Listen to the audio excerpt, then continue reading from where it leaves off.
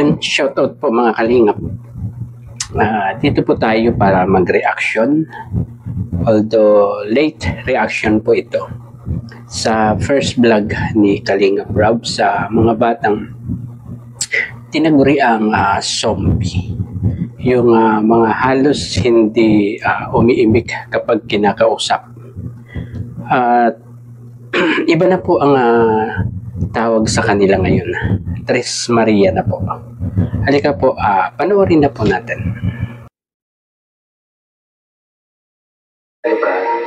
Ay nakilala namin ang tatlong magkakapatid na babae na di umano'y tinatawag daw ng kanilang mga kapitbahay na zombie. Wala at mga tikid na ganit, basta pag lumakan dyan, dire-diretso silang tatlo, magkakasunod silang ganyan. Kaya, kala mo nga, pwedeng tatlong itik, tatlong zombie, tatlong, tatlo silang magkakapatid, tatlong babae, silang mga dalaga. Grabe. Ano kayo, patutulit mo kinakausap. Ate, okay lang po?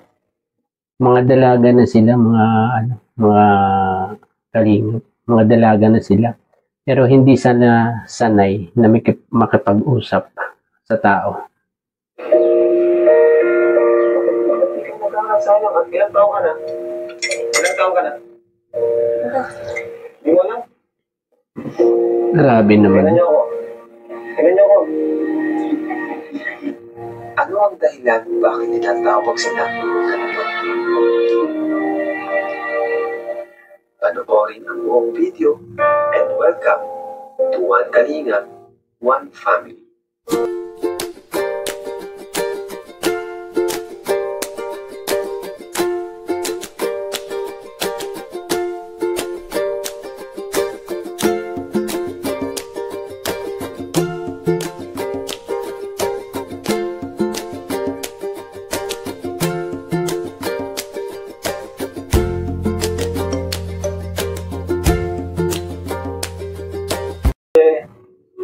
Sa lugar na ito po, yan tayo. Sa lugar na ito mga kalingap, wala pang nakakapag-likot, nakakapag-scout po sa lugar na ito. Kaya ayan. Grabe mga putik, ano? Walang pinipili talaga si Kalingap Rob. Basta makatulong kahit na ganyan ang daan. Diretso pa rin ang pagtulong. Medyo din nakisamang panahon sa atin. Kahapon po kasi, ganda ng panahon.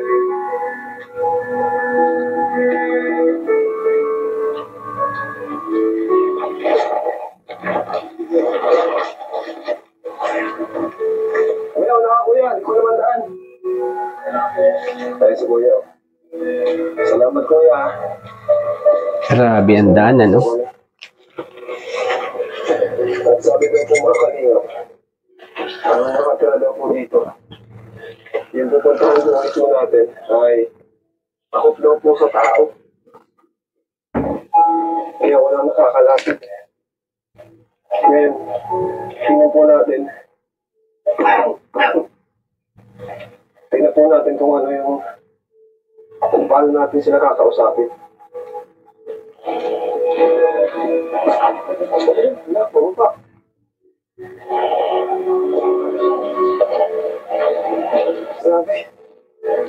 Grabe ang daan.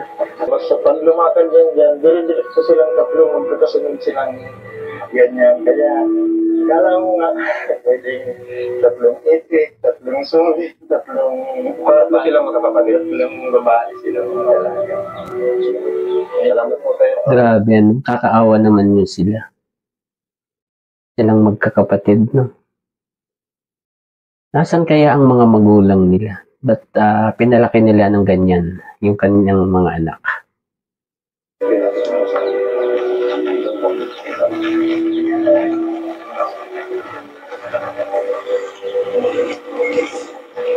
Hello po. Dali. Kumusta mo kayo?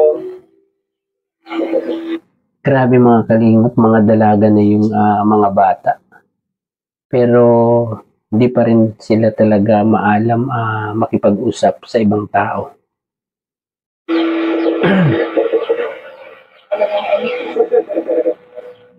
Kumusta po kayo? Ba't po di niyo po ako kinakausap? Ate, okay lang po. Kaya kayo?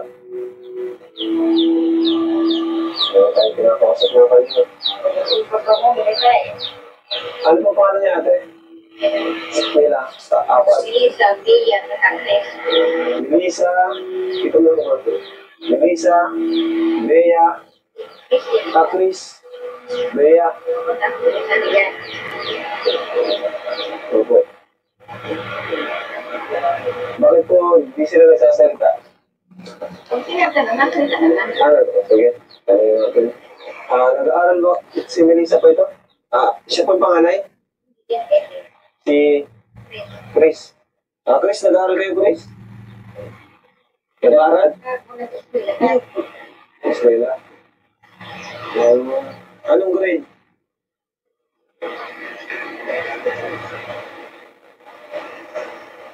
Grabe, hindi sila sumasagot. Hindi sila na, okay lang po yan. Okay lang kung hindi pa silang pilitin kung nahihiya po sila. Hindi talaga sila sanay po, mga nanay na. Hindi sila sanay makipag-usap. Kung kayong matakot sa amin, kami ay yung Kalinga, ako si Kuya Rab, no? Kuya Rab, at kami ay tumutulong kasi nailapit po kayo sa amin na kailangan nila po ng tulong. So, dito kami, inakit namin itong bundok at mag-uulan para sa inyo. So, may pasalubong kami dito. Basta kami, digas kami. Ito. Wala pong pasok. Nay, nag-aaral kayo? Hindi. Nag-aaral talaga kayo? Ay, hindi. Ay, sila nag-aaral. Ba't di kayo nag-aaral? Sayang. At ilang taong ka na? Ilang taong ka na? May wala? Grabe. Ilang taong ka na? Ha? 13. Ayun, si ano? Ilang taon na? Si Bea. Ilang taon ka na, Bea? 15. Pero siya pangalan, hindi niya alam ilang taon siya. Kahit birthday. Walang birth certificate. Diba? Kayo po alam nyo ilang birthday niya. Kailan to? August 29. Ayan po. So, Kakaawa siya. Grabe, meron palang ganyan dyan sa hindi ko alam kung sino kakausapin ko. Ganda lang si Melissa. Kumusta, Melissa? Kumusta kayo dito? Okay naman? Anong kailangan nyo? Kailangan to?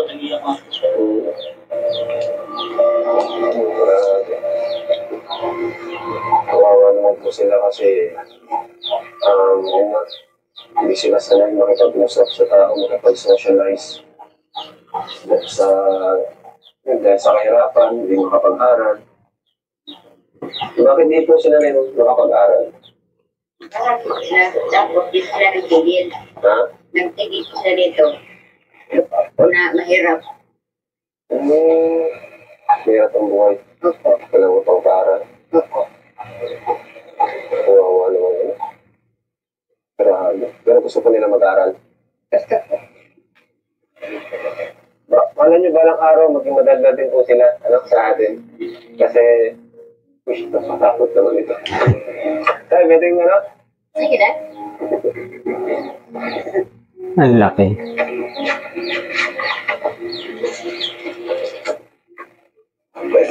Ang laki ng itak. Sino pinakamadaldal sa kanila? Yung panganay. Ito? Sino mo nagsasalita? Kanya nahihiya. Ay, maya sa amin, Tingnan niyo ako. Tingnan niyo ako. Mga ate, tingnan niyo ako. Sino kamukha? Grabe. Okay lang, respeto namin yan, yung pagiging mayayain niyo. No? Ang malaga, dito kami para magdala sa inyo ng kunting blessings. O, tayo. natin mga kalinga. Grabe talaga. Toy! Toy! Ah! Patanggalin mo. Grabe. Nalatabi na kami yung Grabe, pati yung ano, yung lalaki, siguro bunso nila yun. Ganon din sa kanila ang ano, ang ugali, no? Grabe. Sila lang talaga ang magkakakilala. Ang kilala nila sa isa't isa. Sila lang. napuntahan natin. Nakakabang bahay. Ate Chris. Ano sabihin mo? Salamat po. Yung bagay mo. Kainin niya na, buksan mo na. Ate Grace, buksan mo na. Ate, buksan ka. Kainin mo. Sige. Ayun. Bakit? Buksan ka. Hindi mo takot sa amin. Hindi mo Kasi pagbubukas nahihiya sila. allowance. No? Ito pa, may sabon. Nay, may sabon, Nay. Sabon po, Nay. Yung laba-laba. Tapos may mga biscuit pa po dito. Tinapay. Nay. May mga dilata po. Alaman, noodles. Ayan. Grabe. Masaya na sila, Nay. Pati nila, masaya po sila. Pangalawan. Ha? Pangalawan. Pero din ako, hindi mo lang ako malang din. Masaya naman po kasi rin sa pinagpinigyan namin. Sa'yo naman yan. At yung nandala dito ng kulay mo, sir, sila. Ay siya, hindi alam mo kaya rin ganyan sila pag masaya. Hindi lang naimig. Pero pagkalisin nyo yan, masaya na yan. Eh di, ano nga talaga, pag sila, maiingay sila. Pero pag may ibang tao, ay ganyan na sila, tahimik, mahiyain sobra. Kasi nga hindi sila sanay makisocialize, hindi sila sanay sa maraming tao. Sanay lang sila pag sila lang ang magkakasama.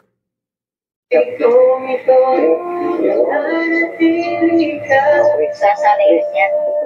Okay yung ano, yung isa. Kaso yung panganay, talagang siya yung napaka mahiyain. Kasi Ate Bea. Kaya daw. Ate Bea. Alam mo ka rin. Sabi niya to alam. Dapat na yun, mag-aral sila po. No? Kasi sayang po ang panahon ng mga bata pa. Kasi pag di sila nakapag-aral, yan, pagtanda po nila, ganito po sila. Tama. Sayang po na kung para sa kanila din po yun. Paano pag wala po kayo, di ba na para sa kanila din po. Yung isa grade 6 na yun. Yung isa grade 6 na. Sino po dyan? Si Bia. Bea. Lahat sila, sino po ang hindi nag-aaral? Yan. Ito, nag-aaral. Yung panganay pala ang hindi nag-aaral. Pero yung dalawa, nag-aaral. Kaya medyo yung dalawa, sumasagot sa mga tanong ni Kalinga Prab. Nag-aaral naman pala. Hindi. Naginto. Lahat naginto. Kaya nag-usap sa akin, kung ano daw, alas na lang daw sila mapasok. Bakit po sila naginto? Nabuli po sila? Na ano? Hindi ko alam. Siguro pinag-ano sila sa school. Kaya nga,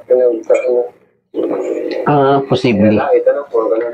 Posible nga na nabubuli sila sa school. Kaya medyo tinamad sila na pumasok.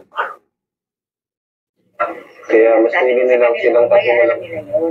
Kaya mas pinili nilang silang tatlo na lang magkakasama, no? Kasi sila yung nagkakaintindihan. Tama po. Mawawa naman po mga kalingat, mga batang ito. Ano yung mga kalingat, malasil na kayo po. Pero pag alis po namin, anong sabihin nila? Magkikinto po silang tatlo. So, magdidikit pa. Masasanay din yan kung palagi mabibisita ni na Kalinga Prab. sana samahan nila ng angels pagbisita para mas may siguro may kaedad sila na may na pwedeng kausapin sila ng parang kaedad lang nila. Yun. Kanila, na eh. Yung ba ko nga, kuya? Sana naman, kausapin na tayo pag binigay natin ng allowance na sila. Siguro na rin araw na yun, no? Pag pabalik-balik kami ito, baka kausapin din kami. Ano po? Oo nga, Kalinga. Pag malimit nyo bibisitahin yan, talagang masasanay at masasanay din sa inyo yan. Magsasalita yan. Pinagsasabi ako naman yan. Pag may nakikikausap, dapat makiano sila. Oo, para sa kanila din yun. Allowance mo, Melissa. Salamat ka. Okay. Yun. Ganyan. Ate Bea. Ate Bea. Ate Bea. Ate mo ako si Ate Bea. Pinakamahiyain atay si Bea.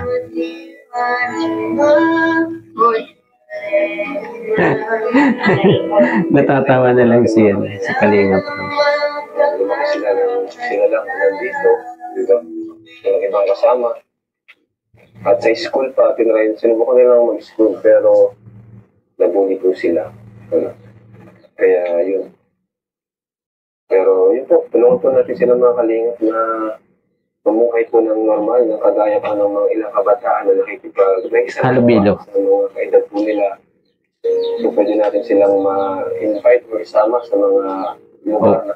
Kaya nga, sabi ko, pwedeng isama yung ibang angels para makipagsalamuha sa kanila. Para medyo masanay sila na ayun. Maraming kabataan sa church, di ba? Kaya sa mall, para masanay po sila. Di ba? Tama po na yun, di ba? Kasi hindi po kayo makalabas, no? Hindi kayo makalabas. Yun talaga. Kasi walang pera. Hindi sila makalabas. Dito lang sila. Kaya lumaki sila nang sila lang. Takot sila sa ibang tao. Or nahihiya sila sa ibang tao. Ano yung natin sila? Pero ngayon, ano natin si Melissa? Melissa, matanong ko lang, bakit nahihiya kayo sa ibang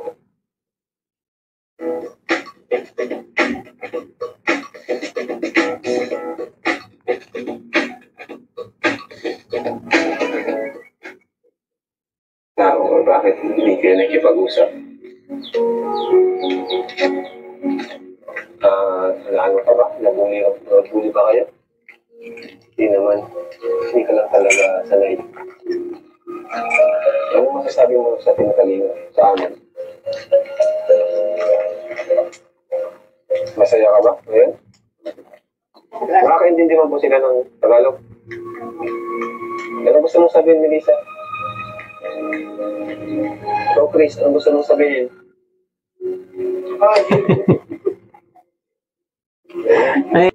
Pero din pa,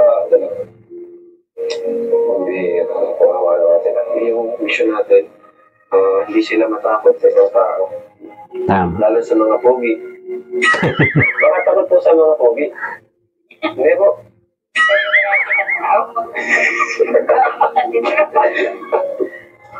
Sa inyo po ito, ha? Ate Chris. Dito po kayo natutulog. Dito? Salamat po.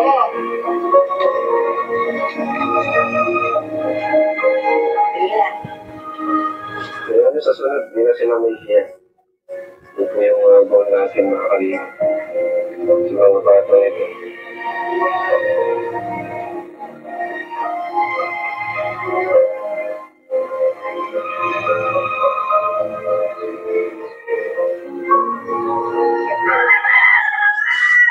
Grabe, mga nakaupo lang talaga sila. Grabe. Sila mag-usap. So, ngayon po, di pa rin sila nagsasalita na, no? So, ayun po na lakas na ng ulan. Bibigay po ako sa inyo na blessings po. Bibigay po ako sa kanila ng 500 pesos. Ano po? Ang bibili nila dyan ay sa tingin mo. Pagkain. Ngayon ay, bibigyan din ako sa'yo. Okay, para sa inyo po. Yun ay 5,500 pesos. Okay, bagay na? Nakatulong po sa inyo? Bakit po? Kulang po ba? Ang bili ng pagkain. Ano ba karamdam mo na ganito? Hindi nakakapag-aaral na lang. Hindi pala kayo. Ano po? Ano ginagawa niyo po? Minsan nakikiarawan kami. Pag wala kaming gawa, nakikiarawan kami. Ano po na yung buhay na yun? Kaya po talaga. Kaya po dito kami. Kaya nagpapasalamat naman po ako. Hindi po inaasahan na darating kami. Ako. Biyayang darating sa inyo. Yung buhay, sino po ang may gawa na Panginoon? Maniniwala po ako. Ano po silang malalangin? Ano po yung gagawin niyo po sa pera ko? Kung pwede lang po, sabihin niyo po. Bibili ng pagkain at bibili ng mga ano nila. Ang gusto nila kailangan.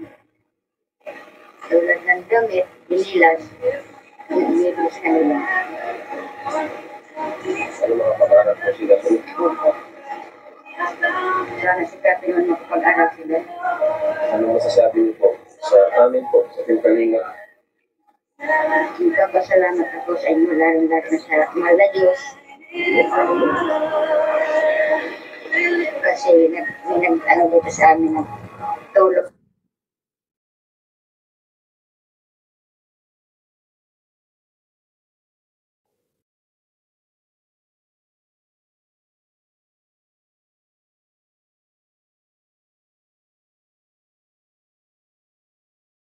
Ayun, hanggang dito na lang po muna ang ating konting pagre-reaction sa isang vlog ng Kalinga Prab.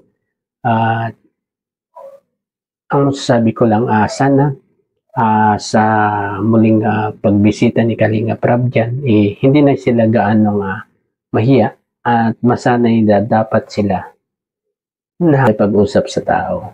Ayun. At bago po tayo tapos, pakisuportahan po ang ama ng Kalingap, Kuya Val Santos Matubang, Ate Edna Vlogs, Kalingap Rab, at ang mga K-Boys, Kalingap Edu, Albin, Kalingap Chomar, Kalingap Dan, Dr. Lab. Ayun po, hanggang sa muli. Bye-bye.